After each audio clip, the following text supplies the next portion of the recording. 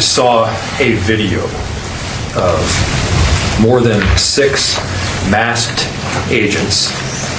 What you're about to hear and see has ignited a new wave of outrage in Minneapolis after a man was shot and killed during a federal enforcement operation in the city. The moment spread rapidly online, triggering immediate questions about who was involved, why force was used, and why local officials say they were left with few answers as the situation unfolded. According to what was described in public remarks that followed, the incident happened during an operation involving federal agents. The video circulating on social media became the centerpiece of the controversy, because it appears to show multiple masked officers in a physical struggle with a man, ending in lethal gunfire.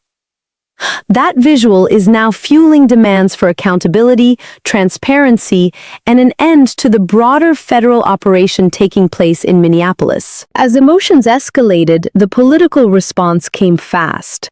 City leadership framed what happened not simply as a single deadly encounter, but as part of a larger confrontation between federal enforcement tactics and local concerns about public safety, civil rights, and trust in government. And at the center of the storm, local leaders directed pointed criticism at the Trump administration, arguing that the operation was worsening tensions rather than calming them. One of our constituents and shooting him to death.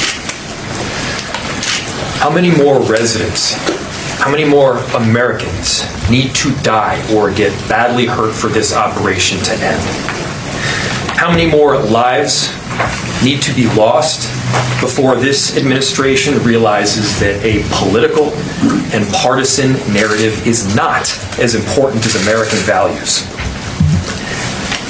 How many times must local and national leaders must plead with you, Donald Trump, to end this operation and recognize that this is not creating safety in our city? As you'll hear from Director Sayer in just a second, we have seen these kinds of operations in other places, in other countries, but not here in America. Not in a way where a great American city is being invaded by its own federal government. I'm done being told that our community members are responsible for the vitriol in our streets. I'm done being told that our local elected officials are solely responsible for turning down the temperature. Just yesterday, we saw 15,000 people peacefully protesting in the streets, speaking out, standing up for their neighbors. Not a single broken window, not a single injury. Those peaceful protests embody the very principles that both Minneapolis and America was founded upon. Conversely, the mass militarized force and unidentified agents who are occupying our streets, that is what weakens our country. That is what erodes trust in both law enforcement and in democracy itself. So to everyone listening, stand with Minneapolis. Stand up for America. Recognize that your children will ask you what side you were on. Your grandchildren will ask you what you did to act to prevent this from happening again. To make sure that the foundational elements of our democracy were rock solid. What did you do to protect your city? What did you do to protect your nation? This is not what America is about. This is not a partisan issue. This is an American issue. This administration and everyone involved in this operation should be reflecting. They should be reflecting right now and asking themselves, what exactly are you accomplishing? If the goal was to achieve peace and safety, this is doing exactly the opposite. If the goal was to achieve calm and prosperity, this is doing exactly the opposite. Are you standing up for American families right now? Or are we tearing them apart? The invasion of these heavily armed masked agents roaming around on our streets of Minneapolis, emboldened with a sense of impunity, it has to end. This is not how it has to be.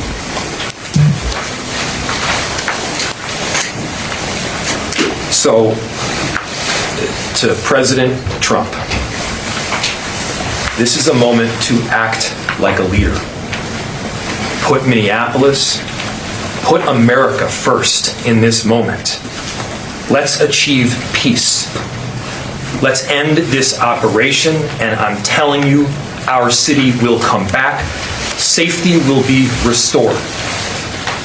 We're asking for you to take action now to remove these federal. In the first major response, Minneapolis Mayor Jacob Frey delivered an emotional statement describing what he said he had seen in the video. Masked federal agents physically overwhelming a resident and then shooting him. The mayor's message, in substance, was a forceful condemnation of the operation itself. He argued that the continued presence and actions of unidentified, heavily armed federal personnel in the city were causing harm, intensifying anger, and undermining public confidence. The mayor's remarks emphasized a central theme, that more people should not have to be injured or killed before federal leadership changes course. He portrayed the situation as a fundamental test of American values, saying in effect that political narratives should not outweigh principles like safety, accountability, and democratic legitimacy. He also called on President Donald Trump directly, urging him to stop the operation and remove federal agents from Minneapolis. Frey's argument also drew a sharp contrast between two realities he said Minneapolis had just witnessed. On one hand, he pointed to a large peaceful protest the day before. Thousands of people in the streets, he noted, without widespread destruction or injuries. On the other hand, he described the presence of militarized federal forces and masked agents as the factor that was destabilizing the city, eroding trust in law enforcement, and fraying the relationship between residents and institutions. In the mayor's framing, the stakes were larger than Minneapolis. He positioned the episode as a national question about what kind of country the United States is and what citizens and leaders will be remembered for doing when faced with tactics they believe cross the line. He conveyed that the federal operation, as he sees it, is not restoring calm, but instead producing the opposite outcome: greater fear, more conflict, and deeper division. He ended by calling for immediate action from the president, insisting that the city could regain stability if the federal presence ended. After the mayor spoke, Minneapolis Police Chief Brian O'Hara provided what he described as limited preliminary information. He identified the person who was killed as a 37-year-old white male, a Minneapolis resident, and believed to be an American citizen. The chief also stressed that local police had not been given official details explaining what led to the shooting, even though the video of the incident was widely circulating online. O'Hara's message, in essence, was a demand for professionalism and restraint from any federal agencies operating within the city. He argued that effective law enforcement requires discipline, humanity, and integrity, and implied that those standards must apply equally to federal personnel. At the same time, he urged residents to remain peaceful, acknowledging the anger and uncertainty surrounding the killing, while emphasizing that violence or destruction would only worsen the crisis. As tensions rose at the scene, local authorities took steps to control the crowd.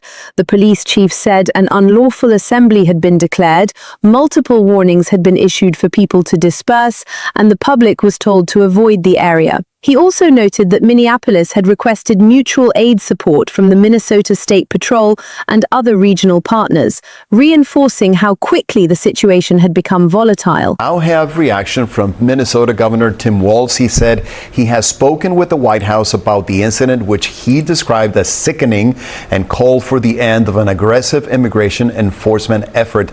I just spoke with the White House after another horrific shooting, he said, by federal agents this morning. Minnesota has had it. This is sickening, Walz said. Soon after, Minnesota Governor Tim Walz weighed in with a sharply critical reaction. He described the shooting in deeply condemning terms and said he had communicated with the White House about what happened. His position, as conveyed, was that the aggressive federal enforcement effort in Minnesota should end and that federal officers should be pulled out of the state. The governor's remarks added statewide pressure to the growing chorus of local demands for the operation to stop. The response from state leadership intensified the political stakes because it highlighted a widening rift between federal enforcement and state and city officials. At the heart of that rift is a claim repeatedly emphasized by Minneapolis leaders that they have been provided minimal information, even as major federal activity unfolds on their streets and a man has been killed. Their senior White House reporter, what are you hearing, Betsy? You heard in that press conference a question from a reporter asking the police chief of a point of view coming from the Department of Homeland Security, and he said, point blank, federal authorities are not sharing information with him and his office. So what are you hearing?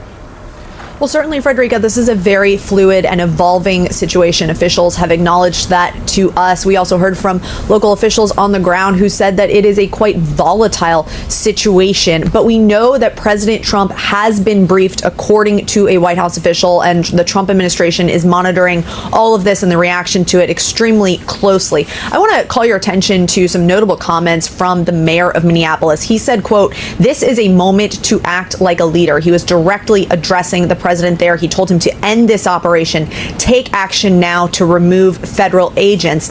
And it comes as there has been somewhat of a shift in tone in recent weeks from President Trump and Vice President J.D. Vance. They have acknowledged in recent days that ICE officers and other federal agents can make mistakes. Now, with that in mind, I want to read to you a good portion of this statement from Homeland Security spokesperson Tricia McLaughlin. She says, quote, "At 9:05 a.m. Central Time, as DHS law enforcement officers were conducting a targeted operation in Minneapolis against an illegal alien wanted for violent assault, an individual approached U.S. Border Patrol officers with a 9mm semi-automatic handgun seen here." She includes a photo of that handgun, a 6-hour. The officers, she goes on to say, attempted to disarm the suspect, but the armed suspect violently resisted. More details on the armed struggle are forthcoming.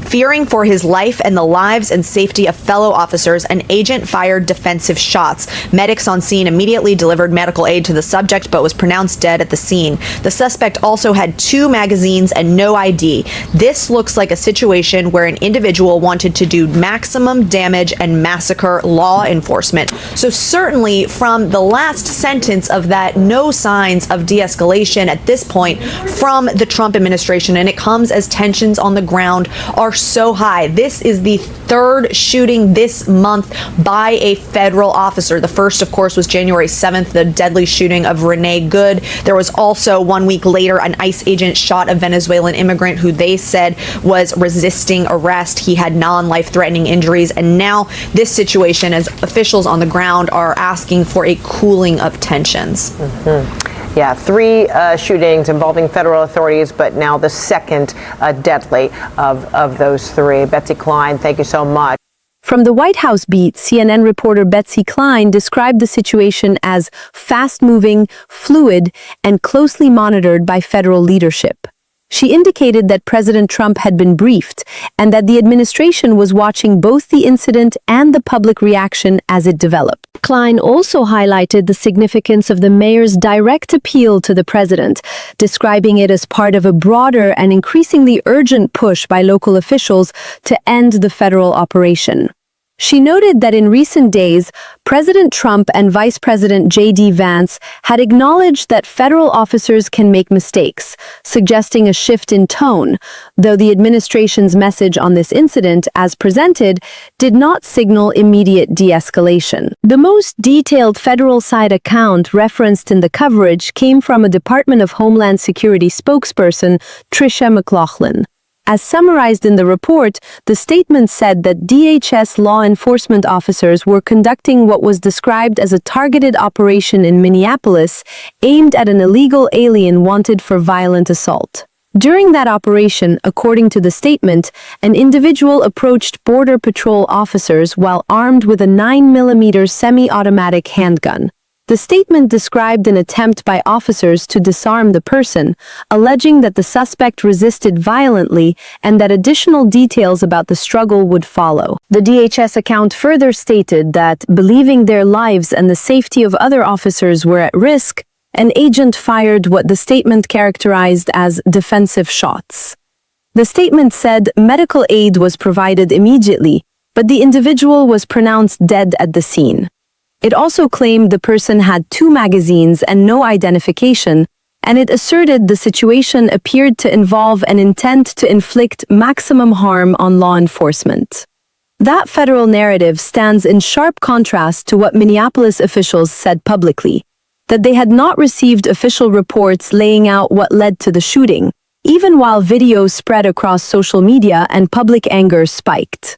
The gap between those two realities, local officials saying they lack information and federal officials issuing a forceful explanation, has become a central fault line in the story. Klein also placed this deadly encounter in a broader pattern described during the segment: multiple shootings involving federal authorities within the same month, including at least one other deadly shooting and another incident in which an ICE agent shot a Venezuelan immigrant who was said to be resisting arrest, resulting in non-life-threatening injuries. Those references added to the sense of heightened tension because they suggest this killing is not being viewed in isolation, but as part of an escalating series of confrontations. As Minneapolis officials called for calm on the ground, they also made clear they want answers, and they want changes. Their public position is that militarized enforcement in the streets, especially by masked or unidentified agents, undermines trust and destabilizes communities. Meanwhile, the Trump administration's position, as summarized through DHS, is that officers faced an armed confrontation and responded to a perceived imminent threat. Where this goes next will likely depend on what additional details emerge about the moments leading up to the shooting, what federal agencies disclose to local authorities, and whether political pressure from city and state leaders forces changes to the operation itself. For now, the city remains on edge, caught between competing narratives, rising public anger, and a demand from officials for an approach that they argue protects both safety and democratic trust.